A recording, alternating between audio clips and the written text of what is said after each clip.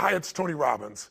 Listen, I'm reaching out to you today because it's no surprise that so many people today have a great deal of uncertainty about where life, the world, the economy is going. We're going through massive changes, and some of them are unprecedented. We haven't seen for 40, 50, 60, 70, 80 years. And yet at the same time, we inherently know that with all this change, there's opportunity, that there's a chance for our lives to be better than they've ever been. The transformations that are happening in science and technology can truly change the quality of our lives, the length of our lives, the way we experience life. And yet, day to day, most people live, I think, with a great deal of foreboding, a great deal of uncertainty. And so I thought it might be nice to just drop in for a couple of minutes and give you a couple of triggers to remind you what I know you know in your heart. And that is, we are not made to survive, we're made to thrive. Human beings, our spirit, our capacity to adapt, our ability to grow, our ability to learn with lightning-like speed, our ability to find a way to serve others, that calling inside of us that we have as a parent or as a friend or someone who truly cares, when we put our fear aside because there's something we want to serve greater than ourselves, we all have that ability to find that passion in our life. And as we now are in 2014, a lot of people start out with a new year and it becomes a trigger for the possibility of a new life. But that disappears after a few disappointments, after coming up with a few New Year's resolutions that within a week or two they've already broken. I'm going to talk to you about just the simple core of what you and I are made for. We are not made to survive. We're not made to manage our pain or get through it. We're made to be creators of our lives. We can create anything we can dream about, we can create. And I know that sounds like positive thinking, just BS. But in your soul, there have been times in your life, I know, when you've had something that you wanted so much. Maybe you wanted something for someone you care about. Maybe you wanted something for yourself. But you became so obsessed with something, achieving it, experiencing it, whether it was a transformation, in yourself, a change in your business, making a certain amount of money, getting a job, increase of some position increase. Maybe it was doing something for your mom or your dad or your kids.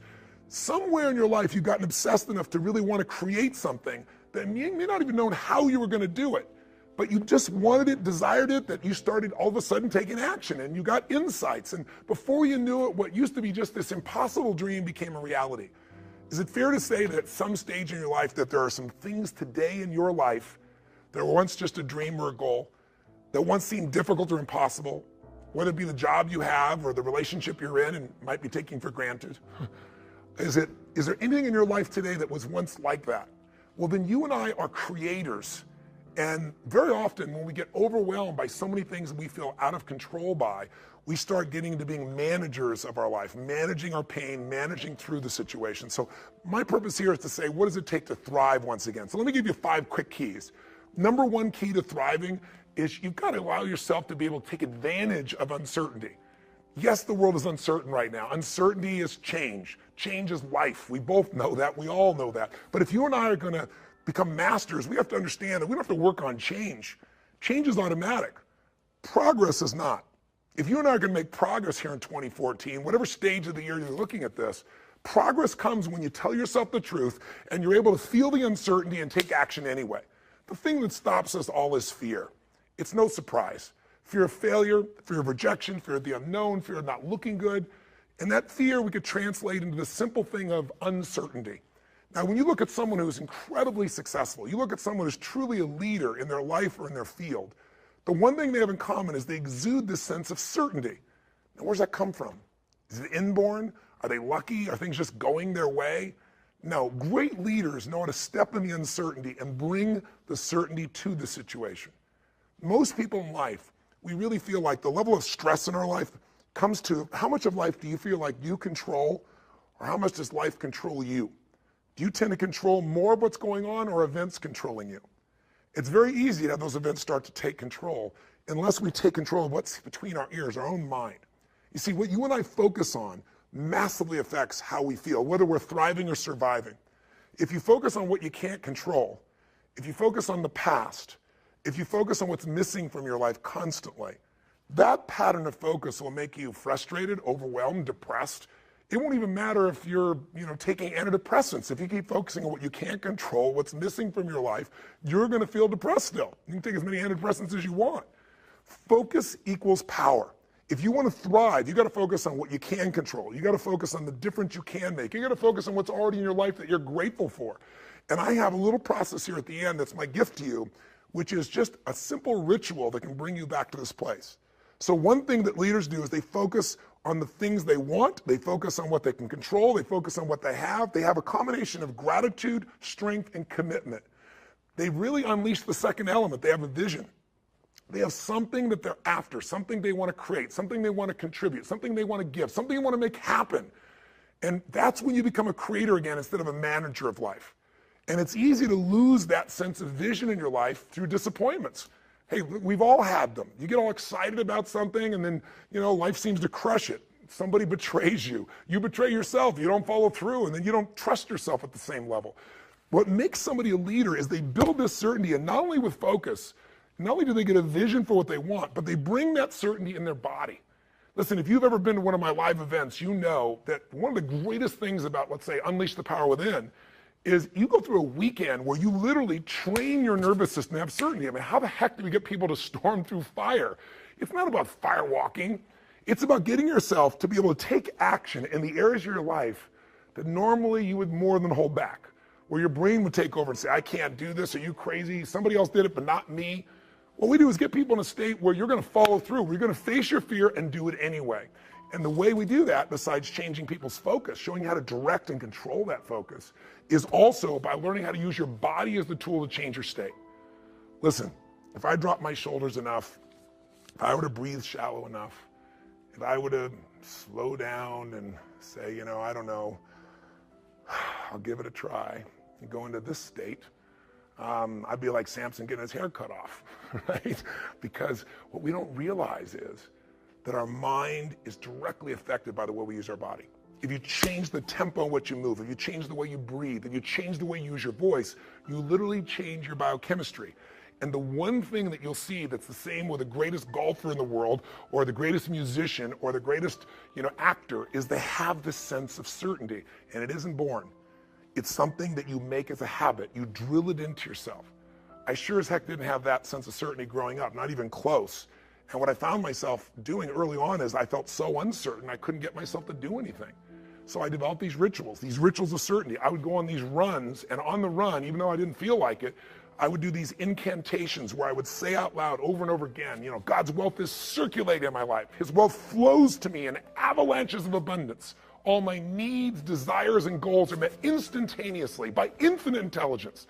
For I'm one with God, and God is everything. And I would say that over and over and over for 30 minutes. Just crazy. And I would envision it, God circulating, his wealth circulating my life. And I'd see the wealth of love and friendship and impact and growth and economics and all these things, physical fitness and aliveness. I'd see this wealth of abundance flowing, oceans of it, into my life as I went and did these things. If you envision something clearly enough and you bring certainty to it over and over again, if you engage your physical body in a simple ritual, it could be as little as 10 minutes a day. I call it my hour of power, or 15 minutes to be fulfilled. And all you do is you take 5 minutes, and in those first 5 minutes, you get yourself moving, and you get yourself in a state of certainty in the way you move and the way you breathe. You focus on what you're excited about in your life. You focus on what you want to create, what you want to bring to your children, what you want to bring to the world. And it changes your state. We all know what happens when you're out of state. When you're burnt out, when you're frustrated, when you're overwhelmed. You snap at people sometimes, feel bad about it. You didn't mean to. It's just the state you're in. So to thrive this year, take uncertainty and bring certainty to it. To thrive this year, get what I call a compelling future. Pick anything, a goal, a dream, a desire, something that excites you so much that you're going to feel yourself compelled to actually find a way to make it happen. You've done it before. You've gotten obsessed, and you don't even know how you did it, but things happen and you got yourself to where you want to be. Let's make that happen this year, right now. Regardless if it's later in the year or the beginning of the year you're watching this, I made this so that hopefully I'd remind you of what you know, that you're made to thrive, not survive. What's the third element that makes somebody an effective leader, makes them a thriver, even when the environment is crazy? Well, they bring certainty and uncertainty. That's leadership skill by focus and physiology. By the way they move, by the way they breathe, by what they do. They bring that certainty because there's something they want so bad that it makes them overcome the fear. They focus on what they want to create, what they want to give, not, oh my God, what if I fail? But the third thing they do is they're decisive. Listen, nothing changes your life like decision. I mean real decision, though. not what people go, well, I'll try, or I kind of decided I want to give this a shot. The word decision comes from incision in Latin, to cut off from. And when you make a decision, you cut off from any possibility except the thing you've committed to. As I always tell people, if you want to take the island, burn the boats. I mean, if you make a real decision, every bit of you is committed to something, it's amazing how life will move for the force of nature of a human being, man or woman, that says, this is how it will be. I don't know how I'm going to get it done, but I know this is what I'm going to do. I know why I'm going to do it. It was Martin Luther King who said, any man who hasn't figured out what he's willing to die for isn't fit to live. If you can find something you're so excited about, if you can find something that will drive you with that certainty, and you add to that decisiveness, you can change anything. You don't like your job, change it. You go, oh, but there's no jobs out there. Bull, right? Change it, start the job, change who you are in the job where you are, and enjoy yourself. Change your perception, change your appreciation, change your gratitude, change your daily rituals so you start to enjoy things, change what you notice. Change from trying to get something to trying to give something. The whole game will change. Decisiveness is the ability to make a decision even though you're uncertain once again. What keeps people from making a decision? Fear of failure. I remember I had a chance to get to know General Norman Schwarzkopf during the time in which he was commanding our forces, an amazing man. And he would step over there in Desert Storm, as they called it in those days, and he could command a guy that was just brilliant.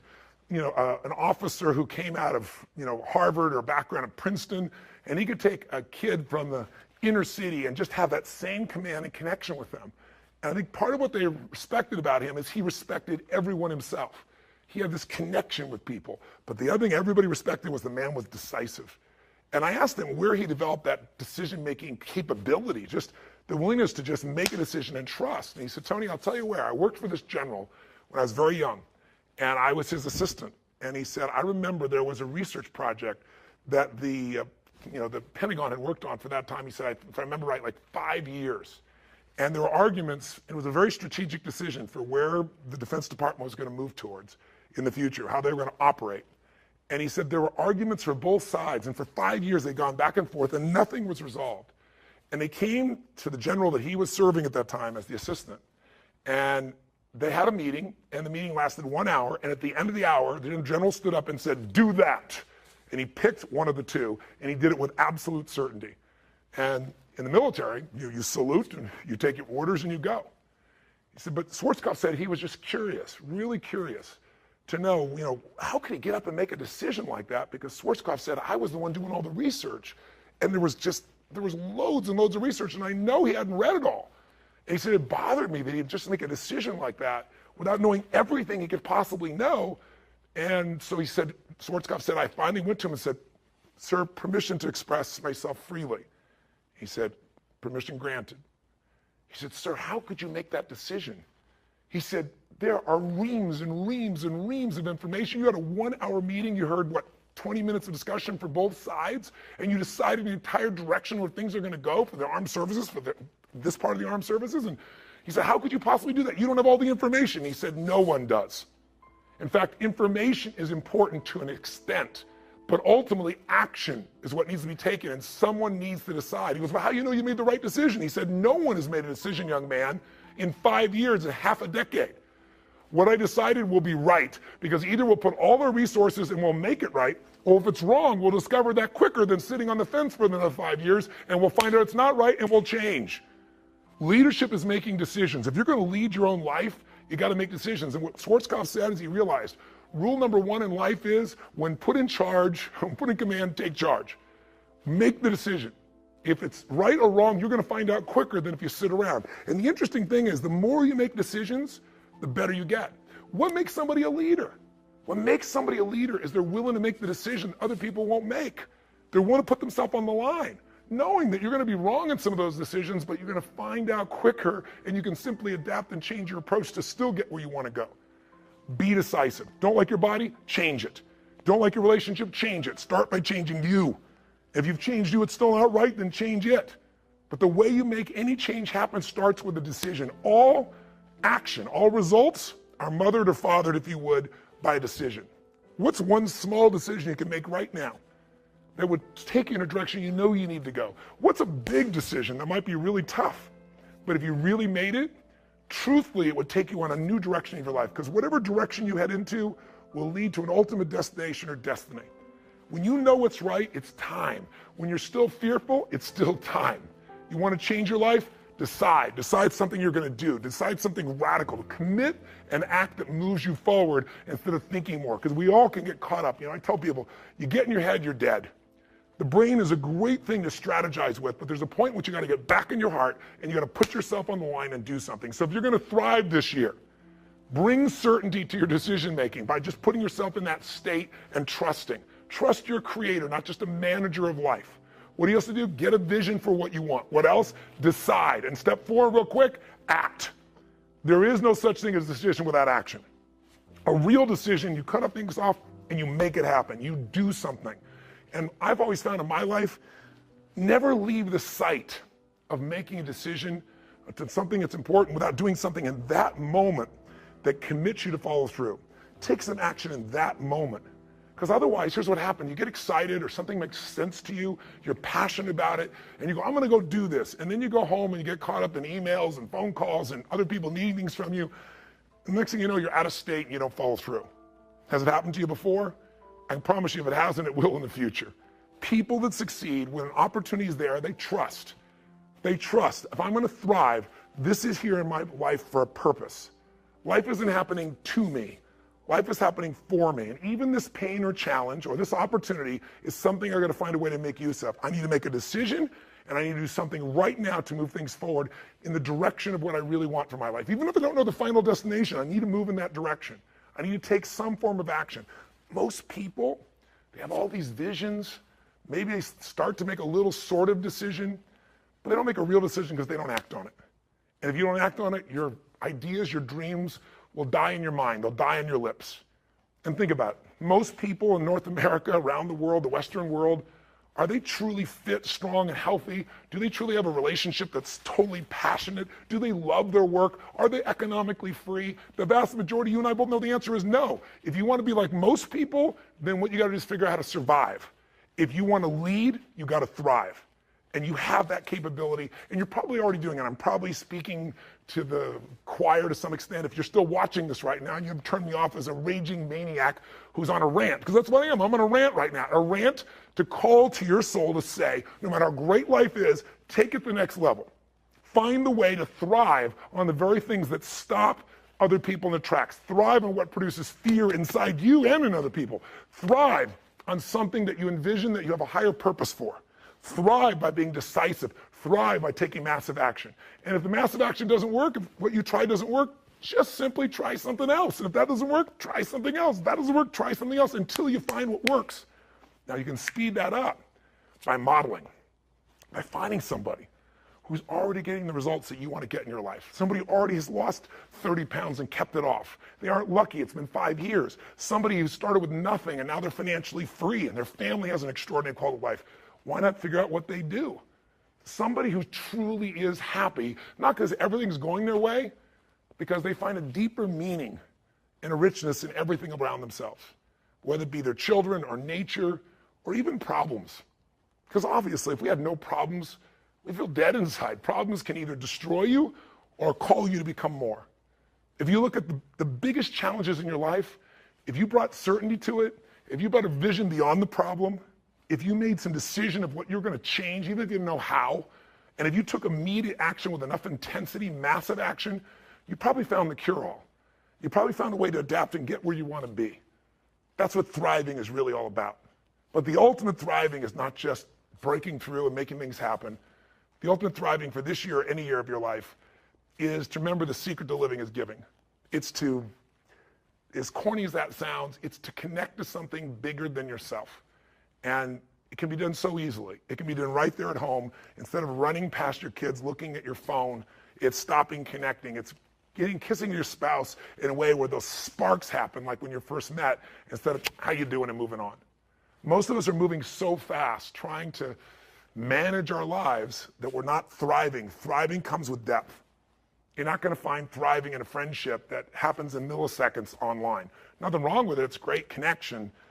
But a depth of a real friendship is not your Facebook friend. It's not the same as being with somebody and actually having your full attention, not while you're monitoring what's going on your cell phone. Just the experience of being with somebody. But contributing your caring, contributing your interest, contributing in a simple way, finding some way to give love, attention, care, joy, or happiness to any human being. It doesn't have to be working in a soup kitchen, but that can be pretty wonderful too. Volunteering an hour in a month, an hour in a week can change a person's life. But it can be outside world. It can also be really on the inside world. If you want to thrive, then you got to remember life's not about me, it's about we. You already know it. It's in your soul. It doesn't matter what words I say. If I'm saying something that's BS, you can feel it. If I'm saying something's true, you can feel it in your heart and soul. And the thing that's true is we're here for more than just ourselves. And we feel most alive when we're doing something that's beyond ourselves, when there's something where we think that, God, by this interaction, someone's going to feel more loved. Somebody's going to feel more lifted. Someone who was down is going to get up. Someone's going to know that they're cared for. Or I'm going to help somebody physically, food, skills, ability, talent, whatever. Helping a stranger or helping someone you love, help comes from a place where you're abundant, you're not scarce. So the most important time to help is when you think you need it. So next time you're really feeling down and out, maybe find somebody else who's much worse off, because there's always somebody there if you look around, and see what you can do to help them. And watch what that does to change your entire spirit, psychology, and state. You'll find yourself thriving when you step into a life of meaning beyond you. And ironically, life's about you too. And when you're in that thriving state of growing and giving, in that state of certainty, in that state of a vision of what you want with a sense of purpose, in that state of decisiveness, in that state of action, in that state of giving, all hell can be breaking loose and you're still going to thrive. All hell can be breaking loose and you're having a great time. So next time you're feeling uncertain, remind yourself you're a creator of life, not a manager of circumstances. And I hope this little trigger will remind you that also what'll help you have this is not just this video that you watched here, which maybe watching it again will be helpful, maybe not, it's up to you. But if you get the heart of what I'm really sharing, it leads to the end to understanding that our lives are a reflection of our rituals. If somebody tells me this is their dream, this is their goal, I say, that's wonderful. Tell me your plan, but more importantly, let me see your rituals. And we all have rituals, whether you know it or not. Rituals equal results. If you're overweight, it's because your rituals. Just find out what they are and change them. If your rituals are to get up every morning and go to Starbucks and have a mocha, whatever the hell it is you have, and a bunch of carbs and whoever really knows what, it's not hard to figure out your blood sugar is going to be dropping and you're going to be looking for another coffee a few hours later. That doesn't create a life of energy that's on fire. That creates a place where you're riding the roller coaster of how much energy you have for now. There's an unlimited level of energy with a different ritual. When you start out your day doing what I call really my hour of power or my 15 minutes to be fulfilled. So at 3 or 4 days a week, 5 days a week, it took 5 or 10 or 15 minutes. One every now and then, you'll get so much momentum, you'll give yourself an hour for yourself, an hour to connect to what matters most, an hour to be grateful, an hour to get strong, working out, at least 15 minutes. I'm gonna tell you, it'll frame your life in a different level and you'll find yourself thriving. So take a look at what rituals you have that don't work. What might be some new rituals? Like, instead of focusing on what you don't have, being truly grateful for what you do have. Instead of focusing on what you can't control, think what you can do right now to participate in your own rescue, not waiting for someone else to do it. Rituals define us. And so my hope is maybe these 5 things to thrive can trigger you to get in a state where you create some new rituals and that they will create the habits and the experiences of the life that you desire and that you deserve. So that's my rant. I hope it touched you. If it didn't, I apologize because my intent is pure. Blessings to you, and I hope I have a chance to serve and see you soon, maybe at an event or somewhere else in the world. And live strong and live with passion. And live with passion.